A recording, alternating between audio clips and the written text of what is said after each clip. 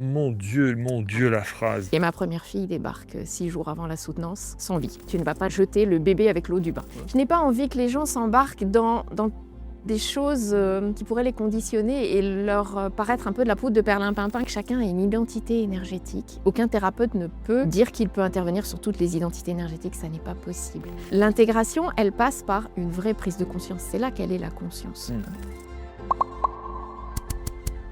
On accueille Angélique de Lorraine. Bonjour Angélique. Bonjour. Merci d'être avec nous et merci de vous livrer tel que vous allez le faire pendant ces quelques minutes. C'est un exercice facile? Pas forcément dans les conditions caméra, mais sinon oui, public, ça me va bien. Alors oui, parce que vous avez l'habitude des conférences, vous avez l'habitude des formations. formations et autres, et on va revenir sur tout cela. Énergéticienne, j'ai le sentiment parfois que quand on regarde d'abord votre parcours de vie et puis ensuite l'expertise, énergéticienne, c'est vraiment parce qu'il faut mettre un titre, quoi. Hein. Oui, tout à fait. En fait, l'énergétique, c'est vrai que c'est le cœur de mes pratiques. Mais j'ai un petit peu de mal à me regrouper parmi tous ceux qui se qualifient d'énergéticiens, c'est vrai. Bon, énergéticienne, on va garder ça, mais vous allez comprendre qu'effectivement, c'est beaucoup plus vaste. Et la vie vous a poussé à être celle que vous êtes aujourd'hui. Oui, elle m'a traversée, on va dire Elle ça. vous a traversé. Il y a des révélateurs dans votre vie qui ont fait que, évidemment, vous êtes l'accompagnante que vous êtes aujourd'hui. Est-ce que vous acceptez de raconter, évidemment, cette étape de cette fameuse année 2003 ? Oui, tout à fait. C'est l'étape cruciale, même si après j'ai encore pris un peu de temps pour accepter de revenir au contact de l'énergétique. Eh bien, 2003, je suis une personne très carrée, très cadrée. Travailler dans un ministère. Alors, d'abord, je termine mes études et c'est là où il va y avoir le cataclysme. Je termine une thèse en économie. En fait, je suis allée au bout du bout parce que je ne savais pas trop ce que j'avais envie de faire, mais après, je vais basculer ministère, c'est vrai.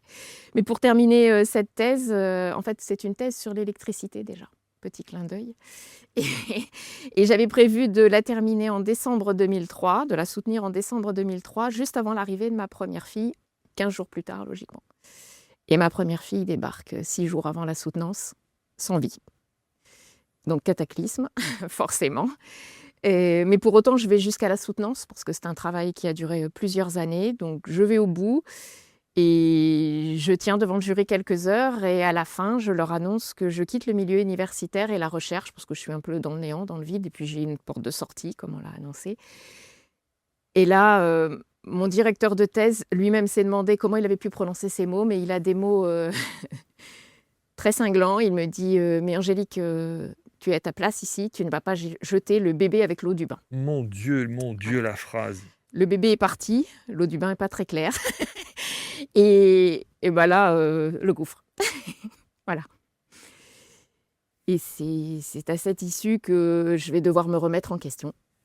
Et puis que je vais rencontrer des gens qui vont aussi... Mais alors, ce qui est assez étonnant, c'est que vous dites, c'est à ce moment-là que je dois me remettre en question. Mais votre décision était déjà prise. De quitter le milieu universitaire et la recherche pour une raison très simple, c'est que j'ai fait une thèse en économie, mais que j'aurais voulu en fait que ce soit en sciences humaines.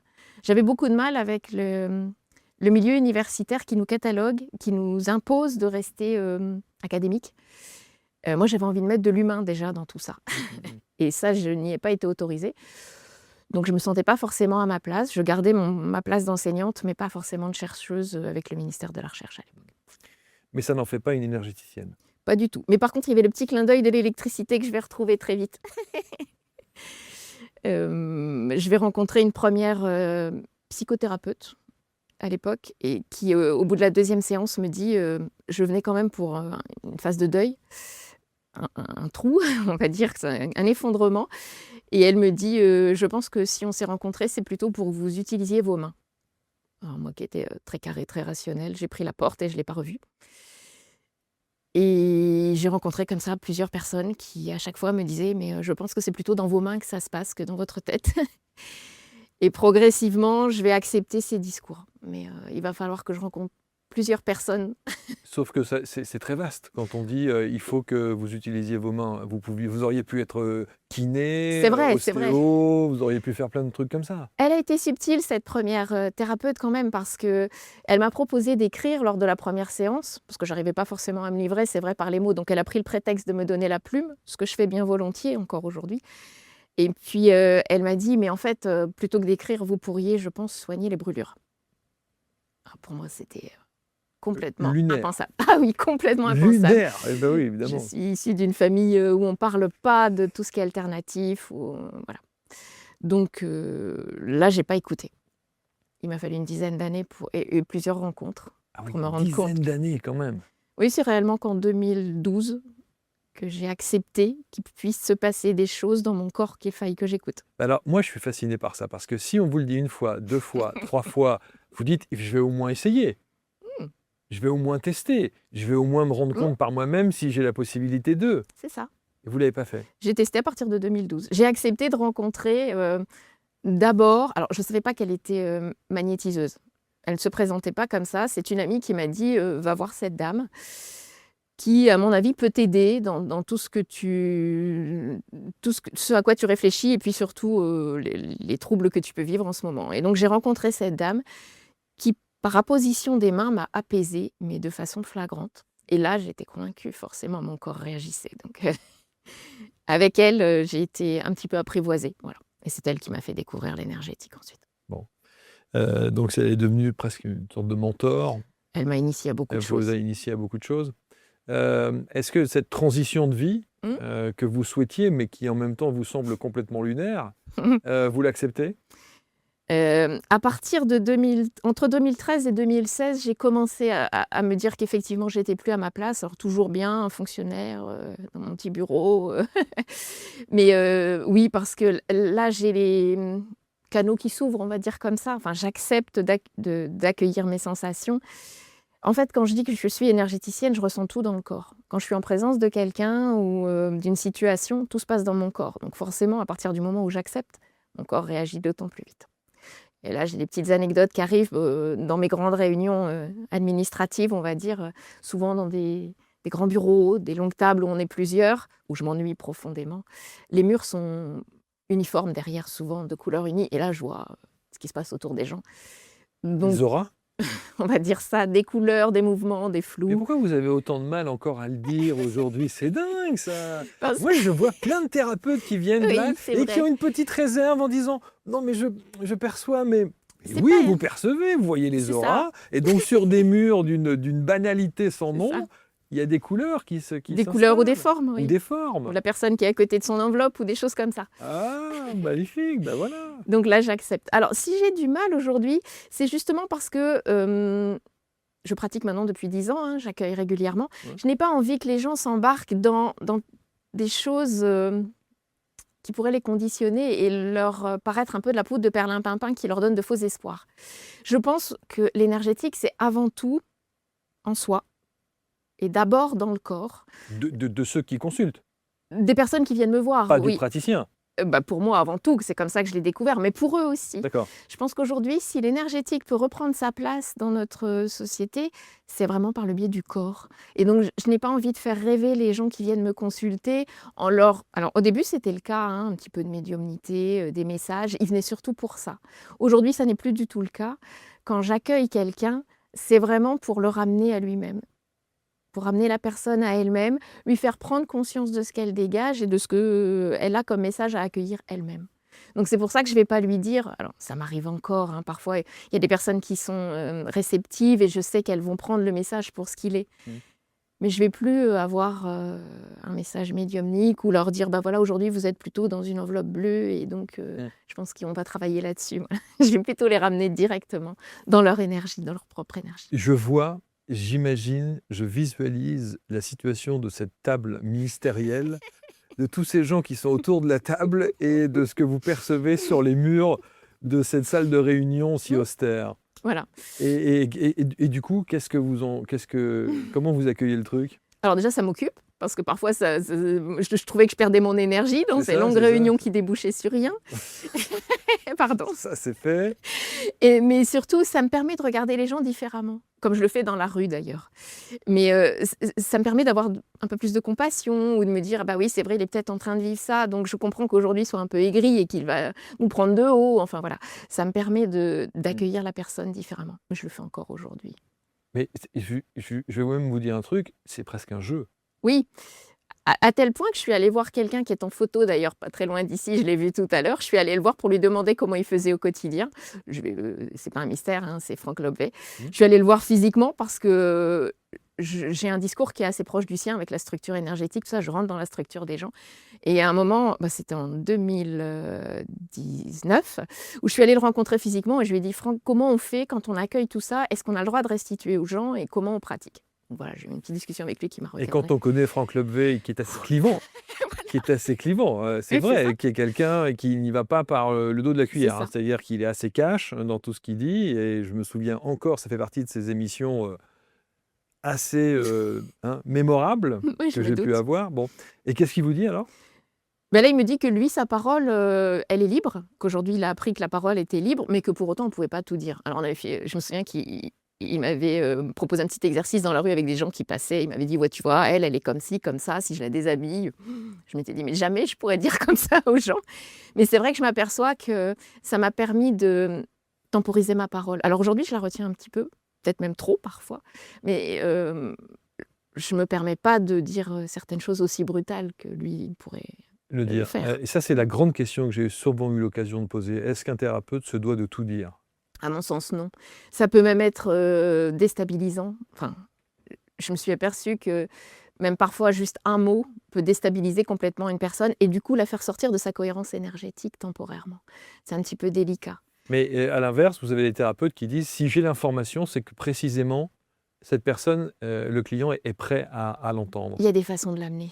Et c'est pour ça que je préfère toujours ramener au corps. Il y a des messages qui arrivent, c'est vrai, mais on peut toujours avoir soit une symbolique du corps, soit un flux qui arrive, soit ramener ça à une situation qu'on aurait pu vivre. Parce qu'il ne faut pas se voiler la face. Enfin, en tant que thérapeute, j'ai bien conscience que les situations qui arrivent à moi sont les situations que je peux gérer parce que soit je les ai expérimentées, soit j'ai déjà eu à y réfléchir.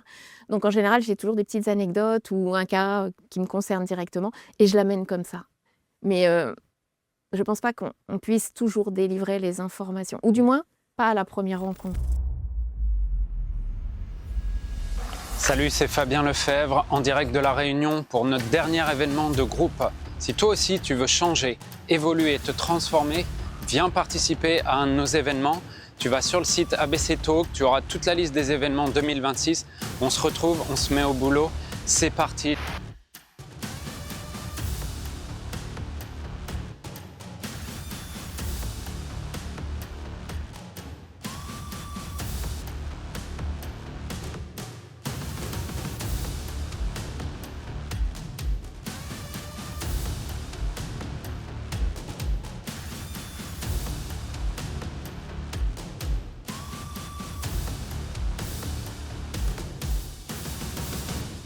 Comme d'hab, ça fait la 3e fois que je fais ces événements et c'est chaque fois magique.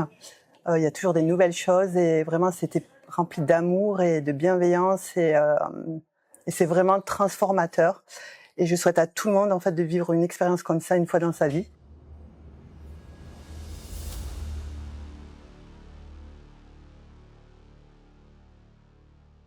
Mais c'est étonnant ce que vous dites, parce que ça veut dire que vous, en tant que thérapeute, vous dites, si j'ai ce genre d'information, c'est que je peux effectivement délivrer les choses. Et d'un autre côté, vous dites, mais peut-être que la personne en face n'est pas Tout à fait. prête à accueillir ce que vous avez à dire. Il y a deux choses. D'abord, moi, j'accueille des informations avec mes filtres. J'ai moi-même une résonance, j'accueille des informations que je suis en mesure d'accueillir. La personne qui vient à moi, elle est peut-être en résonance avec moi, mais peut-être pas tout à fait sur la même longueur d'onde. Et donc, elle n'est peut-être pas en mesure d'accueillir cette info en temps réel ou dans l'état où elle est. Souvent, ce sont des personnes qui ont déjà une petite déstabilisation, donc on ne va pas non plus les chavirer rajouter, davantage. ouais. D'accord ? Donc, c'est peut-être une info qui m'arrive à moi pour que je sache gérer ma relation avec la personne, pas forcément pour que je la lui délivre. Tout à l'heure, vous avez parlé effectivement des messages et certaines capacités que vous pouviez avoir, notamment médiumniques, et vous avez coupé avec ça. Non, je n'ai pas coupé. Par contre, je sais aujourd'hui que ça m'arrive avec mes filtres. J'ai en fait travaillé avec un vieux monsieur qui était médium, mais médium à sa façon à lui, qui m'a beaucoup recadré là-dessus et qui m'a montré que les infos, on les avait avec nos filtres. Et c'est vrai qu'on a des informations, mais il faut toujours être prudent. C'est pas forcément... Alors déjà, on a une capacité d'interprétation, hein, on est conditionné, on vit à notre façon. Et et les informations qui nous arrivent, comment dire? Quand je parle de capacité médiumnique, c'est surtout dans le sens où je vais faire une relation avec la famille de la personne qui vient, que je ne connais pas forcément.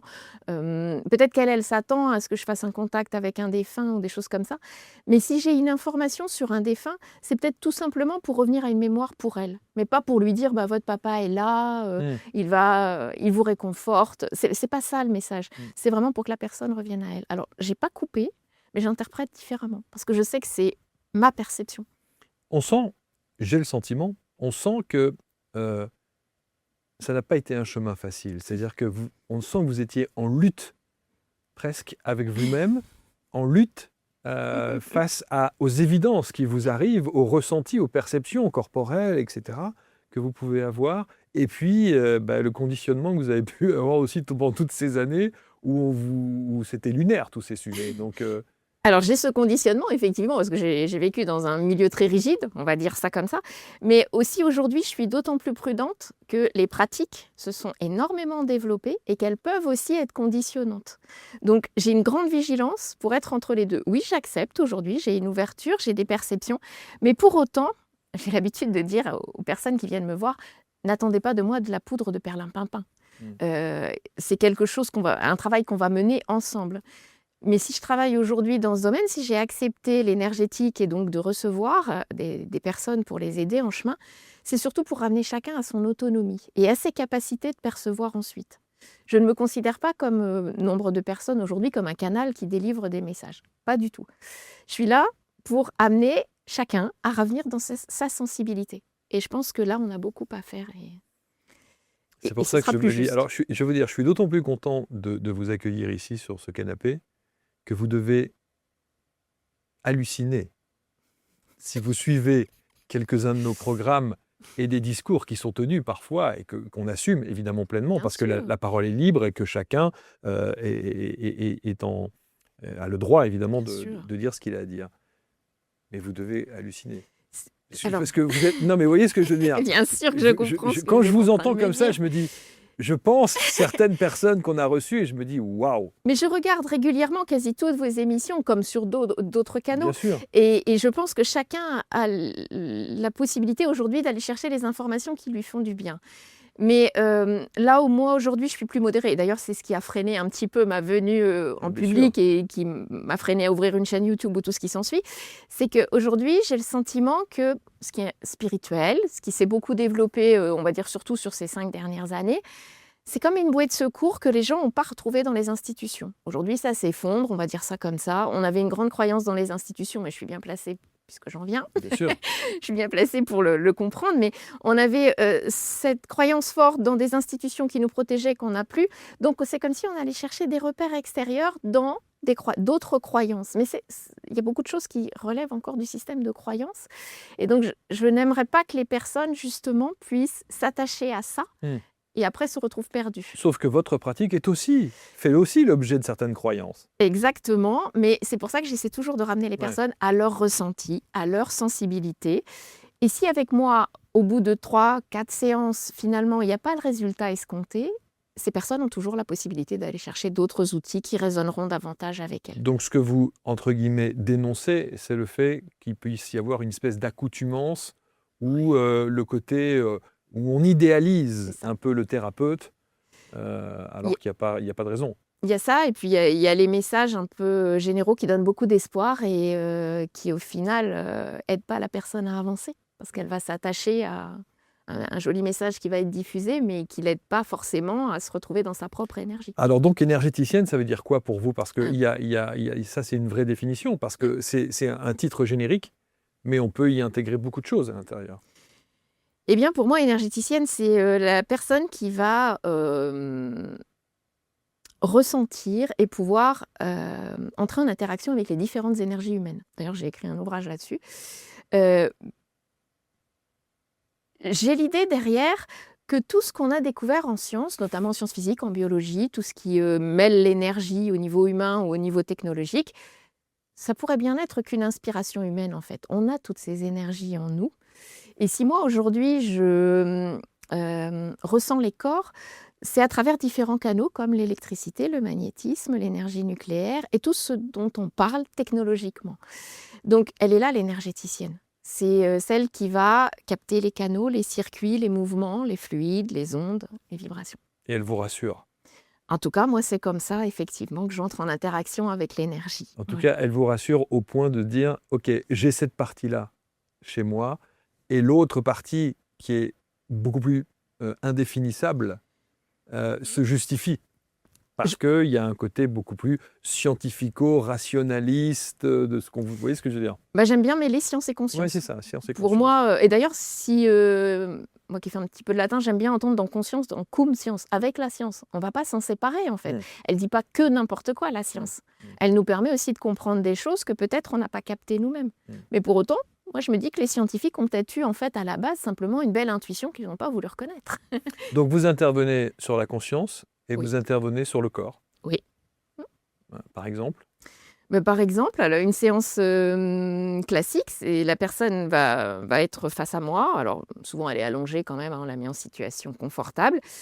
Et soit j'appose mes mains, mais si ça la dérange, je peux laisser mes mains à distance. Et à partir d'une connexion, on va dire ça comme ça, de corps à corps. C'est fou ça! Il y a encore la petite réserve! Non, On freine des cas de fer, non, je veux pas dire! Ce sont mes ressentis, mais moi, je vais Oui. capter des choses dans mon corps. Oui. Et à partir de là, je vais pouvoir questionner la personne ou lui D'accord. dire, ben voilà, la dernière séance que j'ai eue, c'était sur les reins. Enfin, j'en ai eu 3 ou 4 là, qui viennent de se dérouler. C'était focalisé sur les reins. C'est souvent comme ça, en cascade. Et donc, moi, je ressens dans les reins qu'il y a un petit truc qui bloque. Je leur demande si elles ont aussi un ressenti ou si elles ont eu des troubles dernièrement. Donc, bah voilà, dernièrement, la dernière personne que j'ai eue, elle avait effectivement fait des analyses d'urine, et tout ce qui s'ensuit avec les reins. On est tombé dedans. Donc, on avait le sujet. On est allé dégrossir, voilà. Mais à partir de mes propres ressentis. Donc, je vais pouvoir peut-être lui donner un petit coup de pouce. Moi, je vais pouvoir fluidifier, c'est-à-dire qu'au niveau des reins, bah, il faut que ça draine. Donc, forcément, je vais l'aider. Mais je la préviens que je l'aide, mais que c'est à elle ensuite d'intégrer, à partir de ce qu'on échange, des informations qu'on va pouvoir verbaliser, puis aussi des analyses qu'elle va peut-être mener à côté, puis des informations qu'elle va me donner en complément. C'est à elle d'intégrer pour qu'ensuite l'énergie reste à un niveau de fluidité constant. Je trouve que c'est cette partie-là qui est la plus difficile quand on consulte un thérapeute. Intégrer. C'est-à-dire, vous délivrez l'information, ou en tout cas une piste d'information, et c'est parfois abyssal derrière en se disant et qu'est-ce qu'on fait quoi? Par où on commence? Où on va? Est-ce que là, on s'en réfère immédiatement à la médecine? Alors, en tout cas, je ne l'exclus pas. Je ne demande jamais aux patients de ne pas passer par le médecin. Bien au contraire, C'est sûr. c'est très complémentaire. Et souvent, ça matérialise des choses que moi, je vais apporter à la personne. Donc, au moins, elle est rassurée aussi, parce qu'il n'y a pas que moi qui ai besoin d'être rassurée encore. Mais ça permet quand même, à chaque fois, pour l'intégration, de prendre conscience qu'on a aussi un rôle à jouer dans notre hygiène de vie, dans l'accueil de nos émotions, dans la façon dont on réfléchit. Voilà. C'est assez holistique. Mais l'intégration, elle passe par une vraie prise de conscience. C'est là qu'elle est la conscience. Hein. Moi, mon travail énergétique va se mêler parfois à la science, parfois à la médecine, parfois à, on va dire, du transgénérationnel, du plus subtil, voilà. Mais à côté, c'est la conscience de la personne. Alors, avant de parler de conscience, on parle d'abord de compréhension.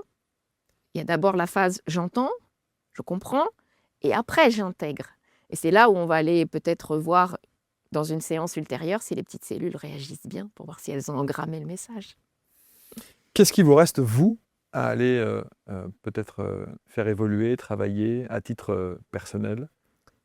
Sur ma personne, là, cette fois-ci, j'ai encore beaucoup de choses à lâcher. Hein. Donc, je pense que j'ai encore un saut dans le vide à faire. La vie me réservera certainement les expériences nécessaires pour ça. Mais au-delà de ça, aujourd'hui, je pense que... Vous êtes à votre place? Oui, et surtout, je suis complètement réconciliée avec mon corps, et ça, c'est fondamental pour moi. J'ai pris conscience à quel point c'était important, ce véhicule terrestre, à quel point c'était précieux, rien que pour échanger avec vous aujourd'hui, par exemple. Et je pense que ça, oui, c'est quelque chose d'acquis que je souhaite stabiliser complètement. Quand vous avez ces capacités, Angélique, dites-moi que vous prenez plaisir de temps en temps à vous installer à une terrasse de café et d'observer les gens qui passent ou les gens qui sont à la table d'à côté. Pas plus tard qu'1 heure là avant de venir. J'étais sûr de ça. Bien Je sûr. trouve que ça, c'est quand même un grand kiff, quoi. Oui. On est d'accord. Alors, un grand kiff est parfois aussi un peu pesant parce que, par exemple, j'ai dit qu'elle n'aime pas les lieux où il y a beaucoup de monde.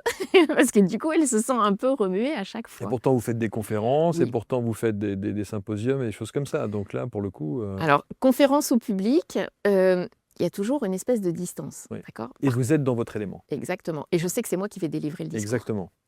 Quand j'arrive dans une soirée où il y a 100 personnes autour de moi, que ça remue, qu'il y a beaucoup de musique et peut-être aussi des alcools, des choses qui déstabilisent les personnes, là, je sens mon corps qui vacille.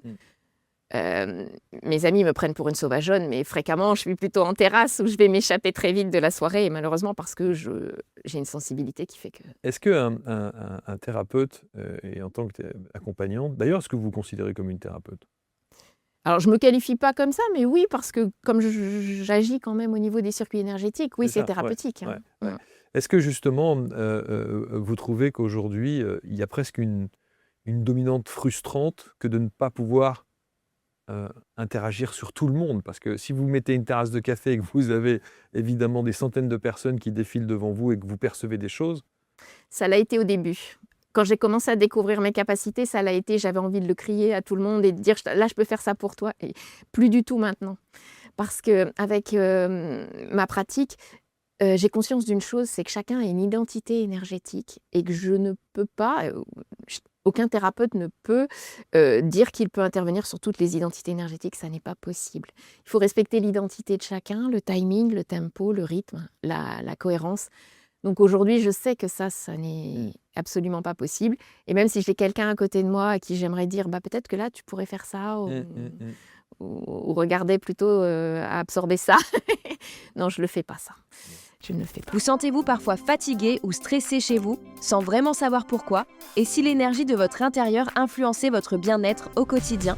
Participez à notre atelier gratuit animé par Jean-Baptiste Vosco, énergéticien, géobiologue et expert Feng Shui, pour apprendre à diagnostiquer et harmoniser l'énergie de votre intérieur.